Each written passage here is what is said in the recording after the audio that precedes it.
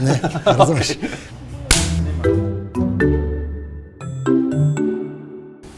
Jaz sem David Zupančič, star sem 29 let, sem zdravnik, specializant infektologije, delam na infekcijski kliniki UKC Ljubljana, zdaj v bistvu malo več kot 3 leta kot specializant.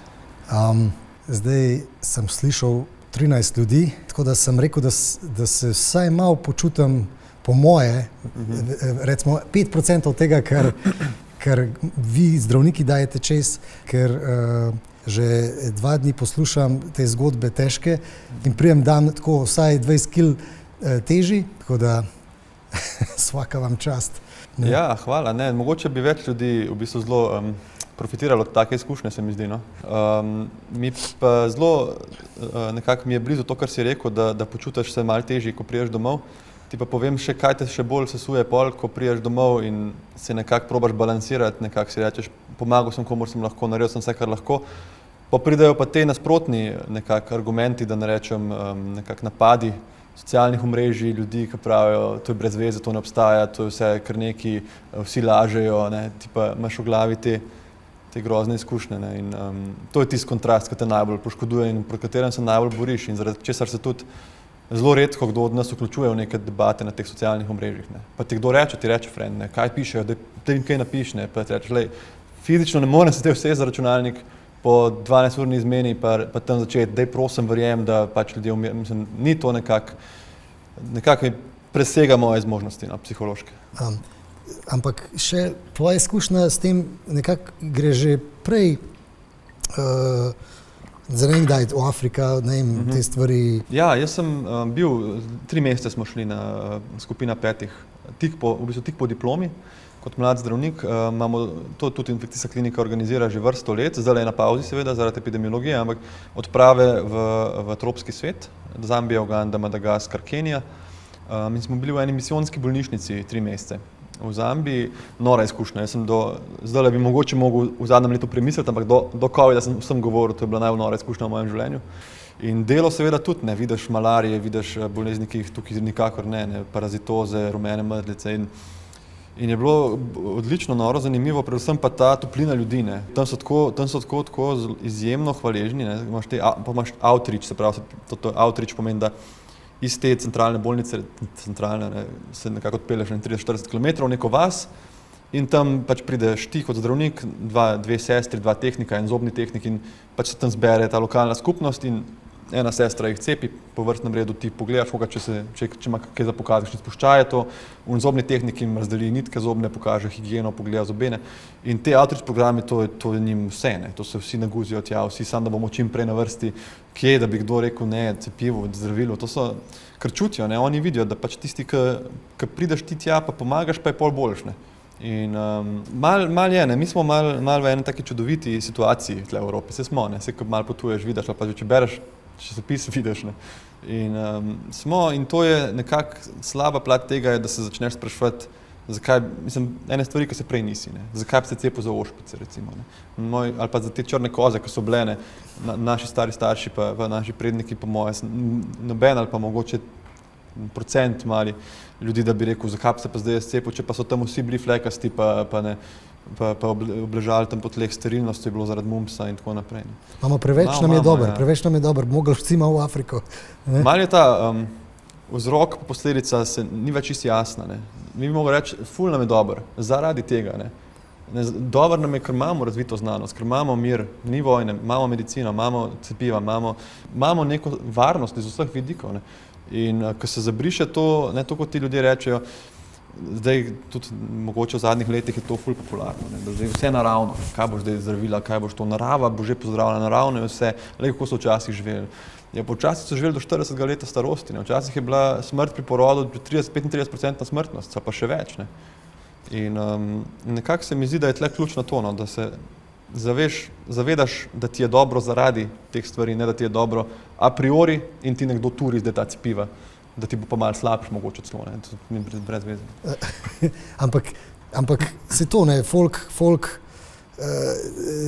potujejo po svetu, grejo na taj, se cepijo, ne. Ja. Pa en tak cepiv je pa problem. Ja.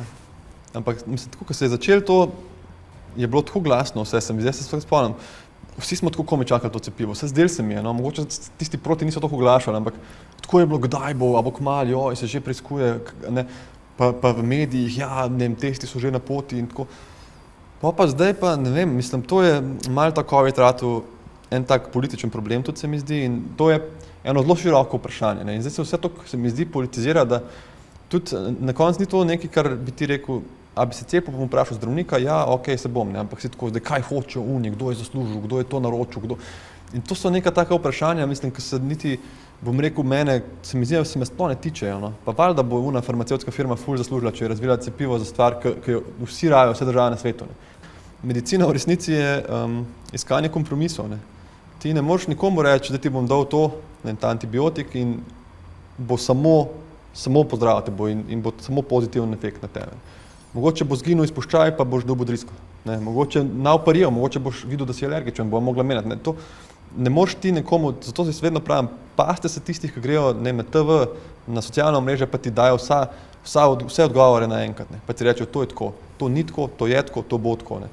In tudi ljudem to ni čisto jasno, ne, da ta nekak znanstven način mišljenja ni tak. Ne.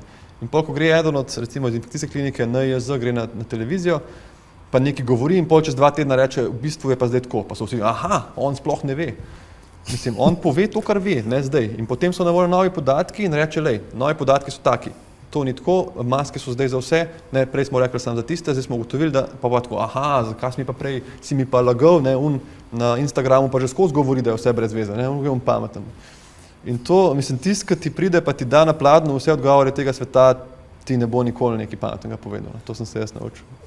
Ni tudi vedno posledica, ne, to je še ena stvar, ki jo znanstveniki in raziskovalci izjemno podrobno opredelijo. Ne. Koliko verjetnost je, da je nekaj posledica, da je B posledica A-ja. Ne. In isto je, jaz sem enega znanca, ki je, znanca se pogovarjala, prav en moj prijatelj je bil na sprehodu, ne vem, Poreč ali nekje na morju, in je padel dol in je imel epileptičen napad pri 60-ih, prvi grand mal, da se je tresel po lulu vse. Ne. In malo prej mi je pa govoril nekaj o cepljenju, sem se rekel, s čim je bil pa cepljen, ne, pa prav, ne, ni bil še cepljen, ne. Ampak se predstavljaš, kako bi bilo vsem grozen, ne, tudi meni recimo, ne, ali da mi reče, cepil se je po enem tednu, a ga vidiš, ne. Pa v resnici očitno ne bi bilo povezano, je bilo pač nekaj drugega, ne, zdaj ne vem kaj še, ampak zato je dobro poslušati znanstvenike, ne. In se spomniš, čim je bilo 1 ali 2 primera teh strtkov, da je bila malo, mogoče je lahko to, so ustavili, so nehali cepati, so res en teden EMA, še enkrat Evropska medicinska agencija, še enkrat vse pregledala, prebrala. Mislim, to je en proces, ki je izjemno resen. Ne, jaz zmer, ko dobim tista, veš, nov sistem, jaz zmer počakam pol leta, da oni popravijo tiste bage, ki jih bojo dobili, after clinical trial, ki bo pol folka, tole mi zdaj ne dela. Ne? In zdaj vprašanje je, če oni tudi cepivo kaj spremenijo, dodajo, zdaj kaj delta, a ga oni kaj upgradeajo, kako je to? Ne, lej, zdaj pa te tako vprašam, ne, si rekel, da bi počakal nekako pol leta, da vidiš, če je to že v redu, a ne? Kaj pa, če bi oni na 3 mesece spreminjali to, pa bi skozi pol leta čakal, ali kaj? Pa bi čez 3 mesece dali cepivo 2.0, pa bi čakal pol leta za to cepivo, pa bi pol 3.0, pa bi čakal spet za to nima toliko smisla, ne?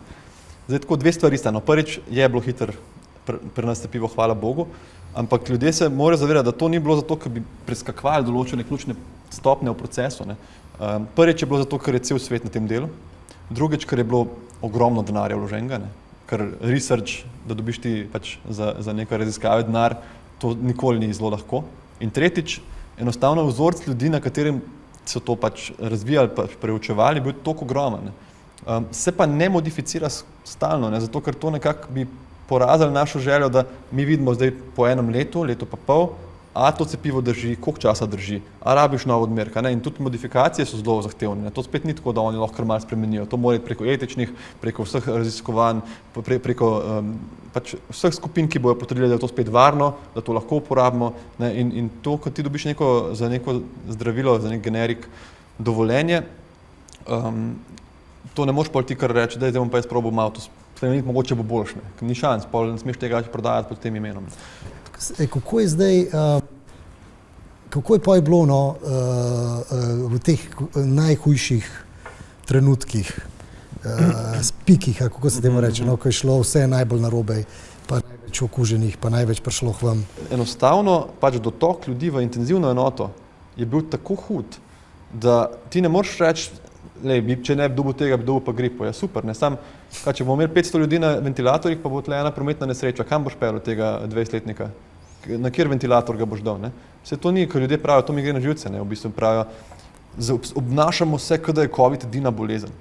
Lih zato, ker ni edina bolezen, se obnašamo tako, kot se obnašamo. Lih zaradi spoštovanja do vseh drugih stvari, ne.